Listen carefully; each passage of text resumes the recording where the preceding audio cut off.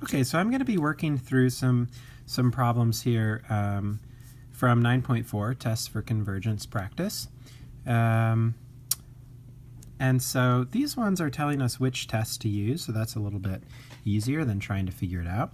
So this one's asking us to use the comparison test, which remember is asking us to show that this is either, say, bigger than something that diverges or smaller than something that converges. So it's good to think of some intuition about what you think will happen. So this is 1 over n squared plus 2, so I think this will probably converge because it's similar to 1 over n squared.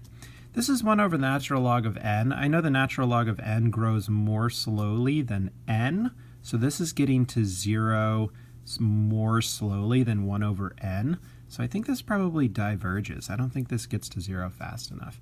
And this one, n sine squared n over n cubed plus 1, well, that might look a little scary, but n squared n really just bounces between 0 and 1 because you're squaring it.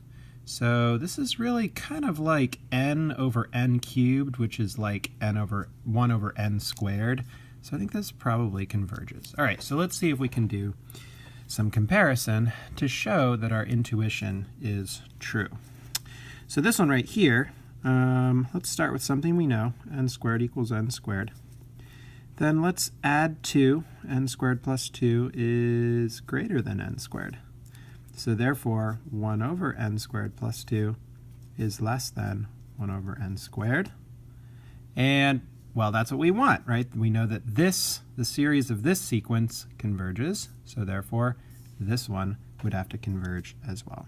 So we'd say by direct comparison, because it's not limit comparison, although that would work as well, this series converges. Now, if we don't write anything here, right, we assume that we're dealing with something like n to infinity, n equals 1 to infinity, but it doesn't really matter. It could be n equals 10 to infinity. But it's only really an interesting question for a series to converge if it's infinite, so we assume that this thing is going to infinity. And in this case, yes, we did start at 1, but we could start at 20 and get the same result, although it would converge to a different value. Now this one we think diverges, so really what we want is to show that this a sub n is bigger than 1 over n, because 1 over n diverges, so if this is bigger, it would also have to diverge. So what we get here is, well, actually we can just claim that the natural log of n is less than n for all n greater than, well, let's see here. If we plug in 1, this is 0. If we plug in 1 here, that's still true. I guess for all n greater than 1, greater than or equal to 1, I think that that's true. And so 1 over ln n is greater than 1 over n, and that's just what we want. So we can say by direct comparison, this infinite series diverges. And finally, what about this one? Well, let's start with something we know, like, probably want to compare this with n squared. So I'm going to say, you know what? N squared is equal to n squared. So 1 over n squared is equal to 1 over n squared. I probably don't need this line. It's probably extra. So n over n cubed is equal to 1 over n squared, just making this left-hand side look more like this.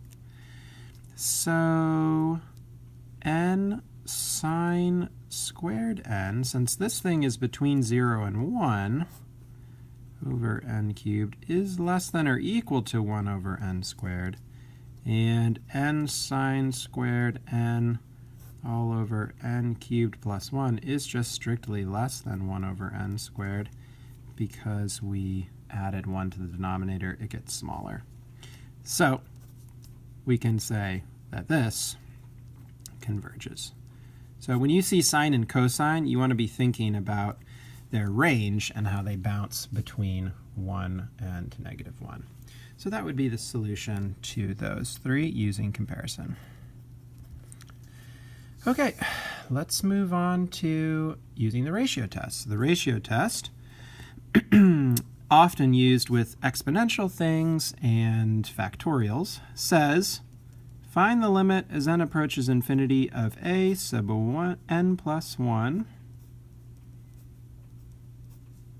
divided by a sub n. And if that thing approaches something less than 1, then this behaves like a convergent geometric series, because this is the ratio of consecutive terms as n gets large. So we're going to multiply by reciprocal and get the limit as n approaches infinity of 2n factorial. But 2n factorial is 2n times 2n minus 1 times 2n minus 2, dot, dot, dot, all over 2. This is actually going to distribute to 2n plus 2 factorial.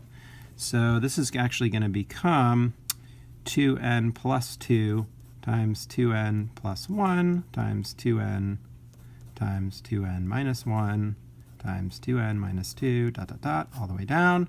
And we can see that everything is going to divide except for these two terms. So this gives us the limit as n approaches infinity of 1 over 2n plus 2 times 2n plus 1. And that limit is 0, right? Constant over infinity. So since the limit of consecutive terms, ratio of consecutive terms, L equals 0 is less than 1, this series converges by the ratio test. Great. All right. Just scoot that up a little bit, and let's try number 5. So again, we want the limit as n approaches infinity of 1 over n plus 1 times e to the n plus 1, all divided by 1 over n e to the n. And technically this is an absolute value, and so is this, but everything's positive there, so it doesn't really matter. So this is the limit as n approaches infinity of n e to the n divided by n plus 1 times e to the n times e, because e to the n plus 1 is just e to the n times e. And so we can divide these out and get the limit as n approaches infinity of n over e times n plus e. Well, dividing everything by the highest degree, we get the limit as n approaches infinity of 1 over e plus e over n, and that is 1 over e. Now, since 1 over e is less than 1, sorry for the shadows here, this series converges. Okay, so that is how you do the ratio test. A sub n plus 1 divided by a sub n. Take the limit as n approaches infinity. Okay, let's turn to the back here and look at 7 and 8 and see if we can't use the limit comparison test. So limit comparison test, we want to compare to something that converges or diverges that we already know about, and then we can simply claim that this behaves the same way. So this looks like n over n squared. I think this is going to diverge, and I'm going to compare with 1 over n. This looks like 1 over root n, 1 over 3 root n, something. I don't know. I think this is going to diverge, and I'm going to compare it with 1 over root n. Okay, I could compare it with 1 over 3 root n if I wanted to, but we'll just choose those for now. So I'm going to take the limit as n approaches infinity of 5n plus 1 divided by 3n squared, all divided by 1 over n. So this is not the ratio test where we do a sub n plus 1 divided by a sub n, but rather the sequence we want to know about with a sequence we already know something about. And this limit is the limit as n approaches infinity of 5n squared plus n divided by 3n squared, and that is simply 5/3 without showing too many steps. So since L equals 5/3 is C and it's greater than 0, so just getting a positive constant tells us that these basically behave the same as n approaches infinity. Their ratio is 5/3, and thus this series has to behave like the series of 1 over n, which is to say that it diverges. Now looking at this one, we would have the limit as n approaches infinity of, multiplying by reciprocal, it's going to be root n over 2 root n plus root n plus 2. Now, if I divide everything by root n, I get the limit as n approaches infinity of 1 over 2 plus, now this right here is going to be the square root of n plus 2 divided by n, right, because I'm dividing inside the root. That's the limit as n approaches infinity of 1 over 2 plus, and this is the square root of 1 plus 2 over n, and that is going to go to 0, the 2 over n, so simply 1 over 2 plus root 1, which is 1/3, and again, 1/3 equals c greater than 0 implies they behave similarly.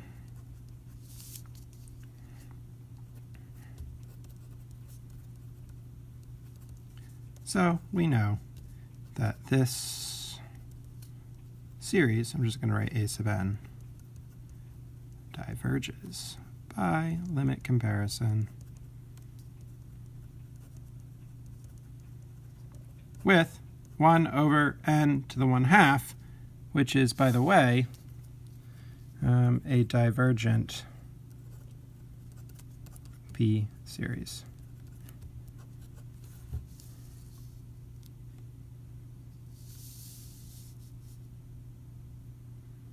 Okay, so that's our first little video on infinite series.